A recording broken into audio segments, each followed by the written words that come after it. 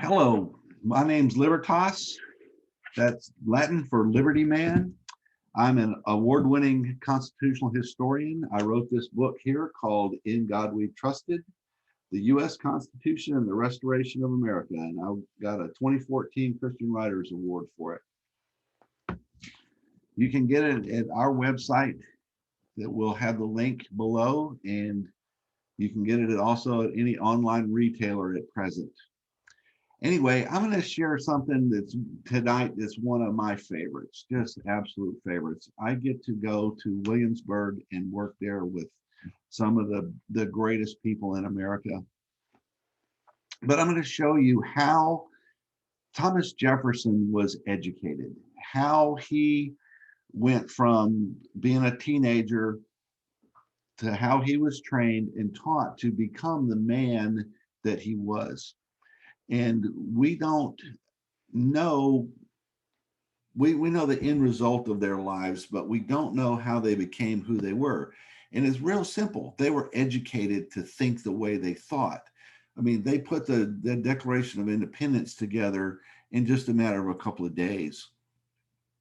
And it was unanimous with all 13 colonies. They put the U.S. Constitution together in about 8 weeks. Now we can't even get our legislature to balance a budget. So with that in mind, I'm going to start out. I'm going to show you a little slideshow of some pictures, and then I'm going to go back and I'm going to go through the slideshow frame by frame and explain to you what they are. But these are real places where things really happened, and they look as close to historically accurate for 1776 as the restoration team at Williamsburg can possibly get it. And the people, the reenactors that are there, are walking museums of who they were. So I was taught all these things by the head lady of the house as she was giving me the tour. So I hope y'all get out of it as much as I have gotten out of it, and we'll see. And I'll tie it into modern day for an event that happened today on April the 12th, 2021, and you can see in living proof why we need to change things in our country if we're going to have any chance at getting back to original constitutionalism. So here we go.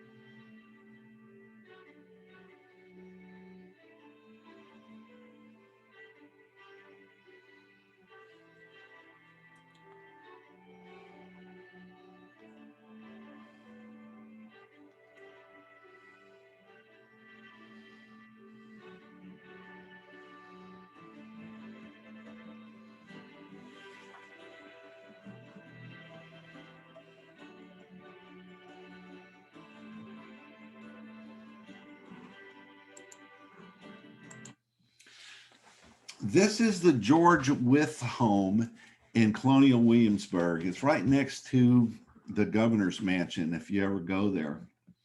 This is George Wythe's personal study.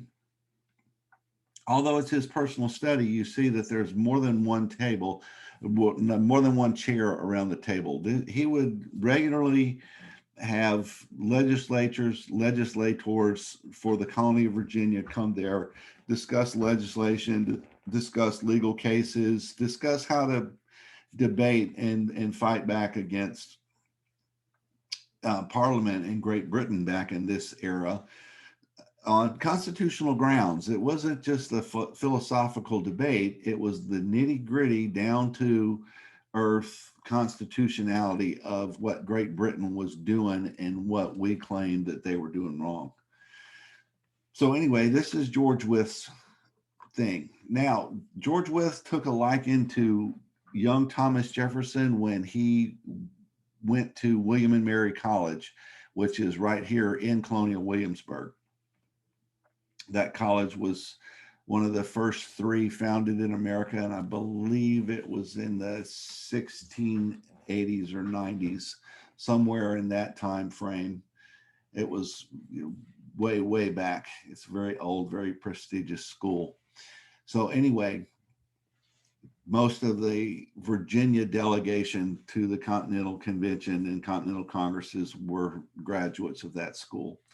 So when George Wythe met Thomas Jefferson, he offered him a tutorship. And he says, I will teach you what you need to know personally.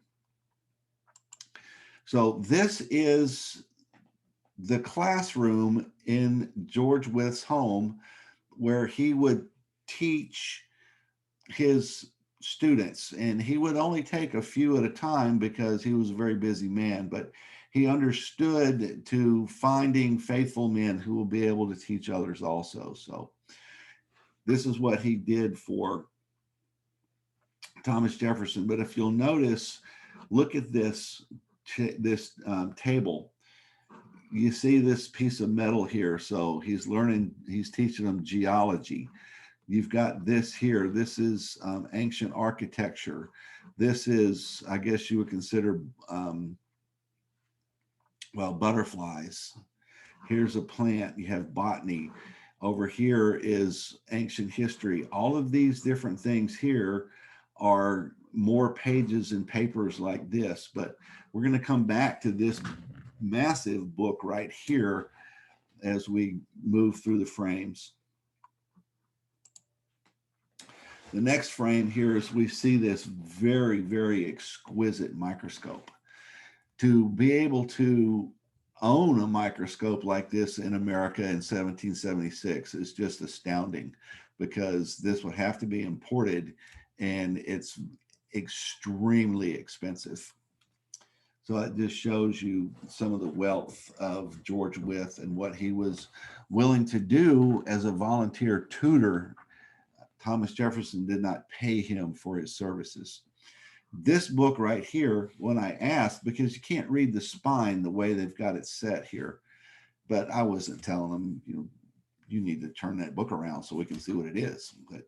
But I asked the lady that was in charge, and she said, oh, that's the Bible, of course. And I'm like, what do you mean, of course? She goes, that's the most important book there is. How are you going to know the laws of nature and nature's God if you don't know this? Over here, you learn about God's nature, and here you learn about God's revelation. And just dismissed it off, and like, of course. Why would you have anything else? But also here you see the quill pens, to where they were they practice handwriting. Their handwriting is some of the finest calligraphy that you'll ever see. And so that's part of his education. But as she very defiantly taught us that this book right here, the Holy Bible, was the most important aspect of the education. Now we move over here, and this is inside the Capitol building at Colonial Williamsburg. This is the actual table, chairs, and room where the congressional committees, which they call it the House of Burgesses. So just like today, when they were going to discuss a law, this is the committee room where the select committee who was working on whatever the issue was, this is where they would get together in a small group, and they would discuss whatever they were going to present to the full body of the legislature. And so these here are the notes of the order of the day, whatever the topic was. I didn't really pay attention much to it. But the tour guide, this gentleman here, he's explaining about these 4 books here was their entire law library. Now, if you've ever been in a lawyer's office today, that's just the whole the whole wall back here in the back would just be a bookshelf full of law books, case law, and all these kind of things. And he said, no, this is their whole library. This right here is the colonial charter and the statute laws of the colony of Virginia, beginning in like 1609 up till 1776. And here's another book that's more along what we would call case law, case statute law, from the courts. This was the capital city of Virginia in its day, and so most of the lawsuits would take place at the court here, especially the big ones. So this is the case law book, and here again, it's not much bigger than a moleskin journal. But you have these two books over here. One of them's a little bit bigger than the other one, obviously. And so we're going to go to the next page. And I asked the guy, because there was, and obviously I'm here taking the picture and I can't see what the books are. So I asked him, can you explain what these two books were? I was a little anxious. He was going to explain it anyway, but he opened them up and showed me that this one here is the Book of Common Prayer for the Anglican Church. Virginia was a crown colony. They had a crown appointed governor at the time. And so their established religion is what they called it. The established religion of the colony was the Anglican Church, what we call today the Episcopal Church, but the Church of England, where the king was the head of the church as well as the state. So, but also you see here, this is the Holy Bible. And it says right here, approved for the use in the churches. Approved. Approved. And if you know anything about the King James Version of the Bible, King James had his own Bible printed in 1611, and he called it the Authorized Version. And what that means, the British citizens are authorized to read this Bible, but if you would read the Geneva Bible or some of the other Bibles that were being printed in Europe by men like Zwingli, Calvin, Knox, Luther, any of those Bibles, you could be burned at the stake or worse. So anyway, and so I asked the honest question, what do these books have to do with legislation? And he just, again, very matter-of-factly, well, you can't make any laws that contradict these two books. And he said, it's the laws of nature and nature's God. No human law can contradict what God says about it. It just doesn't make any sense. And so if they have to make sure that the legislation that they're putting together is going to be in line, in harmony with the scriptures. And if there's nothing in the Bible about what they're talking about, then they would use these other references over here. And also, most of those things had already been through this type of scrutiny to become passed and become law anyway. So I'm sitting there going, boy, that is really something else. Then we go back to this one over here. So what's the point? Why does this matter? Well, if you go over here, there's another picture of the same thing, a little bit closer so that you can read it a little bit better here. This is the Declaration of Independence, and this is on the other side of the table where George Wythe educated and tutored Thomas Jefferson. So they display this piece of paper on the education table to let you know that this document is the result of the tutorship of George Wythe, the father of American jurisprudence. There's three other judges that were given the title a father of American jurisprudence, but George Wythe was given the title of the father of American jurisprudence. He was the Chief Justice of the Supreme Court of Virginia at the time. But the result of all of this and the committee room and all that training that Thomas Jefferson went through, the result of this was, you can call this maybe his diploma, was the Declaration of Independence. And the Declaration of Independence declares in the first paragraph that our rights as a citizen of the United States of America are endowed by our Creator. And that is a legal phrase and a legal document. There's another video that we have out called Are You Smarter Than a First Grader? I encourage you to read it because I go into detail the definition of these phrases.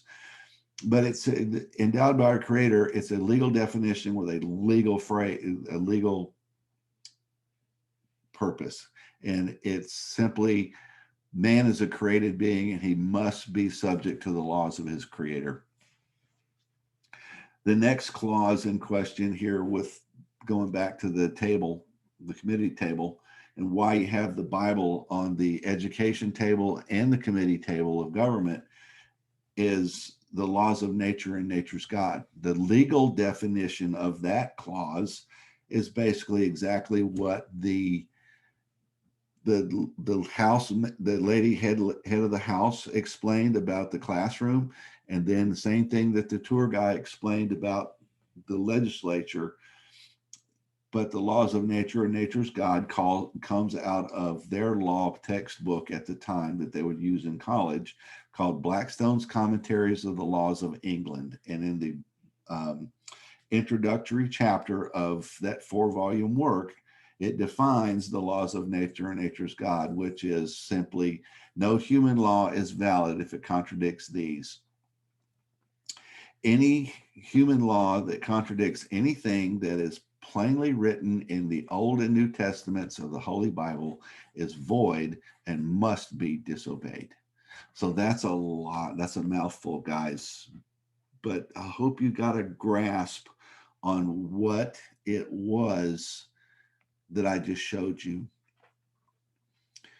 In American jurisprudence, in American law, that we see here from the tutoring and the educating of Thomas Jefferson, the result of that tutorship and him being a legislature is the Declaration of Independence that declares to the world that in America, no human law is valid if it contradicts the Bible. So you might ask yourself, well, what's the big deal? Well, I'm fixing to show you, because something happened today that I think is just so apropos to this. And so I'm going to share this with you. Let me pull it up so I can share the screen.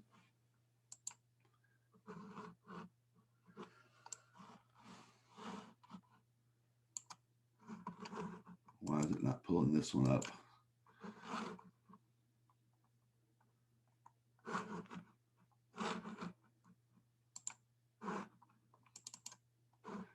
Well, maybe you can see this, maybe you can't. I'm going to read it. This is from the Beltway Report, and this happened in the House of Representatives today between Representative Greg Steube of Florida and Jerry Nadler, the Democrat congressman that's the head of the committee, that they were discussing this legislation. It says, during the debate yesterday over the Equality Act, a measure that would create a right to kill babies in abortions and force Americans to fund abortions, Republicans accuse Democrats of ignoring biblical values. As a surprising comment from pro-abortion Democrat Congressman Jerry Nadler confirmed that to be true. Part of the debate over the pro-abortion measure revolved around sex and gender issues that Representative Greg Steube of Florida upset Democrats when he confirmed God makes boys and girls unique. When men or women claim to be able to choose their own sexual identity, They are making a statement that God did not know what he was doing when he created them, the congressman said. The gender confusion that exists in our culture today is a clear rejection of God's good design. Whenever a nation's laws no longer reflect the standards of God, that nation is in rebellion against him and will inevitably bear the consequences. The congressman said, "We are seeing the consequences of rejecting God here in our country today." That promoted a rather shocking comment from Nadler. What any religious tradition describes as God's will is no concern of this Congress. Now, I'm going to read that again, and you keep in mind what it was that I just showed you. What any religious tradition describes as God's will is no concern of this Congress. Folks, I can't make that stuff up. I can't make any of this stuff up. I'm not that smart of a person. I just read a lot of books. I mean, I read a ton of books. But I just showed you the Declaration of Independence and a couple of key phrases and how Thomas Jefferson was educated. And it was not my opinion of what I was presenting to you. This is what the reenactors at Colonial Williamsburg were teaching me when I was there. This is the classroom. This is how it works. These are the books. These are the tools. This is what they did. Here's the legislative room over here and how they use the Bible to craft their legislation. And the end result of all of that was the Declaration of Independence that declares that no human law is valid if it contradicts the Bible. So when Stubbe brings that up here in the legislature today,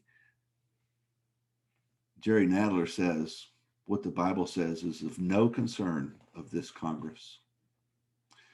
So keep that in mind. Think about that. Contemplate this. Go back and read it, listen to this, archive it, go over it again and again, because this is what we face. If we're going to make America great again, we've got to go back and we've got to train our people to think and act like Thomas Jefferson so that we could put legislation together that would change the world like the Declaration of Independence. Anyway, when people swear allegiance to the republic in which it stands, they're swearing allegiance to that Declaration of Independence and the way it was originally written. So God bless, enjoy the day and your night, whatever you may be doing. And I look forward to seeing you again. Bye.